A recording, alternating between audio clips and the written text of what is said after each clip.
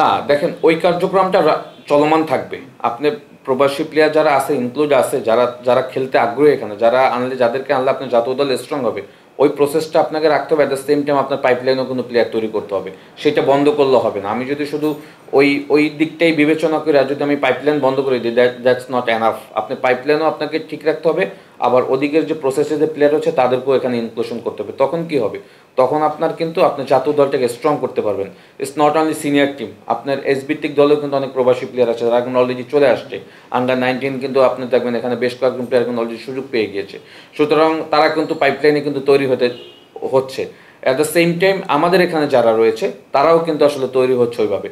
তো পাইপলাইনে যারা বিদেশ থেকে আসছে, মানে প্রবাসী যারা আসছে, আন্ডার 19, আন্ডার 17, তারা এখানে যখন আন্ডার 19, 17 প্লেয়ারদের সাথে ইনক্লুড হবে, তখন জয়েন্টিং কিন্তু আমার কাছে মনে হয় যে আমাদের দলটা কিন্তু খুব স্ট্রং হয়ে যাবে। সুতরাং আমি মনে করি দুইটা জায়গায় প্রসেসটা ঠিক রাখতে হবে।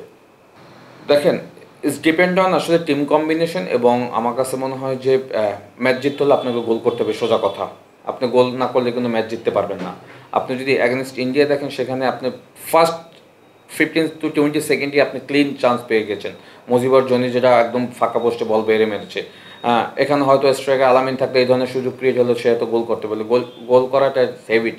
আমি যেহেতু একজন স্ট্রাইকার ছিলাম, একটা অভ্যাসের ব্যাপার। আপনার অভ্যাস না থাকলে আপনি গোল করতে পারবেন না। প্লেয়ারদেরকে দিয়ে আপনি রেগুলার হয়তো গোল করাতে পারবেন না। যখন আপনার দলে স্ট্রাইকার থাকবে, পিওন নাম্বার 9 থাকবে, সে হয়তো জানে গোল কীভাবে করতে হয়, সে হয়তো জানে কোন পজিশনে গেলে গোল করতে হয়। মিডফিল্ডারটা যেটা জানেন। আপনি যদি লাস্ট ম্যাচ অ্যাগেনস্ট ইন্ডিয়া দেখেন, সেখানে কিন্তু হয়েছে কি, আমরা কিন্তু কোনো স্ট্রাইকার ছাড়া খেলেছি। জনি, তারপরে মুরসালিন, রাকিব এবং শাহরিয়ার রিমন, তারা কিন্তু কেউ স্ট্রাইকার না। সুতরাং সুযোগ কিন্তু সবাই কম বেশি পেয়েছিল, কেউ গোলে কনভার্ট করতে পারেনি। সুতরাং ফার্স্ট হাফে যখন আপনি দেখলেন আপনার দলের সুযোগ হয়েছে, সেকেন্ড হাফে নিশ্চিতভাবে আপনাকে আলামিনকে সুযোগ দেওয়া উচিত ছিল। লাস্ট 20 মিনিট বা 25 মিনিট যদি আপনি আলামিনকে সুযোগ দিতেন, গোলের যে সুযোগগুলি পাচ্ছিল বা তৈরি হচ্ছিল, সেগুলো হয়তো সে কিছু একটা করতে পারতো। ওয়ালটন আবারও মিলিয়নিয়ার অফারে ওয়ালটন ফ্রিজ কিনে আপনিও হয়ে যেতে পারেন মিলিয়নিয়ার। বিকজ সে লিগে কিন্তু হায়েস্ট টপ স্কোরের ভিতরে সেকেন্ডে রয়েছে।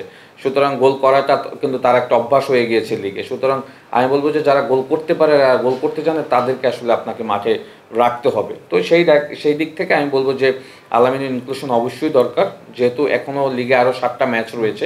এই লিগের পারফরমেন্স থেকেও যদি এখান থেকে একজন দুজন ভালো স্ট্রাইকার আপনি পিক করতে পারেন, যারা কিনা সিঙ্গাপুর ম্যাচে হয়তো ম্যাচের মোমেন্টাম বদলিয়ে দিতে পারার মতো যদি পারফরমেন্স করতে পারে, আমার কাছে তাদেরকে সেখানে আপনি ইউজ করতে পারবেন। বাট ওভারঅল সামিত এবং হামজার ইনক্লুশন আমার কাছে মনে হয় যে দলের অ্যাটাকিং বলেন বা গোল স্কোরিংয়ের জায়গাটা আরও ভালো ক্রিয়েটিভ হবে। না, ফাহমুদুলের ব্যাপারটা হয়েছে যে দেখেন, ফাহমুদুল তো নিঃসন্দেহে তাকে কিন্তু কোচই এখানে আনছে। হ্যাঁ, এখানে কিন্তু ফাহমুদুলের সঙ্গে আমরা কিন্তু কেউই ইনক্লুড ছিলাম না। ফাহমুদুল কিন্তু কোচের ডিসিশনে আনা হয়েছে এবং কোচই কিন্তু তাকে বাদ দিয়েছে। বাট পরবর্তী সময় সোশ্যাল মিডিয়া বা তার যে প্র্যাকটিস সেশনগুলিতে মনে হয়েছে ইজ ভেরি পজিটিভ প্লেয়ার এবং এফেক্টিভ প্লেয়ার। তাকে যেটা হচ্ছে, আমাকে যদি পার্সোনালি বলেন, আমি বলবো যে ফাহমুদুলকে দলের সাথে রাখা উচিত ছিল। এই কারণে আপনি কিন্তু ইন্ডিয়াতে কিন্তু 24 জন প্লেয়ার নিয়ে গেছিলেন, আপনার স্কোয়াড থাকা কথা ছিল 23 জন। ওখানে গিয়ে কিন্তু একজন বাদ দিয়েছিলেন। আপনি আরেকজন প্লেয়ার বেশি নিলে কোনো প্রবলেম হতো না, বরং আমার কাছে মনে হয় ফাহমুদুল মেন্টালি একটা বুস্ট আপ হতো যে আমি এখানে আসছি খেলার জন্য, আমাকে তারা সুযোগ দিয়েছে। বাংলাদেশ ইনভারনমেন্ট দেখছে, ইন্ডিয়ান ইনভারনমেন্ট দেখছে, ইন্টারন্যাশনাল ম্যাচে প্যাটার্নটা সে দেখে যেতে পারলো, যার কারণে তার পরবর্তী যখন সে আসবে তখন কিন্তু তার জন্য খেলাটা ইজি হতো। সুতরাং তাকে দলে রাখলে আমার কাছে মনে হয় যে এটা তার জন্য ভালো হতো। ইন ফিউচার যারা প্রবাসী প্লেয়ার হচ্ছে তাদের কনফিডেন্ট ডেভেলপ হতো যে আমাদেরকে যেহেতু বাংলাদেশ মূল্যায়ন করছে, আমরা বাংলাদেশ হয়ে খেলতে চাই।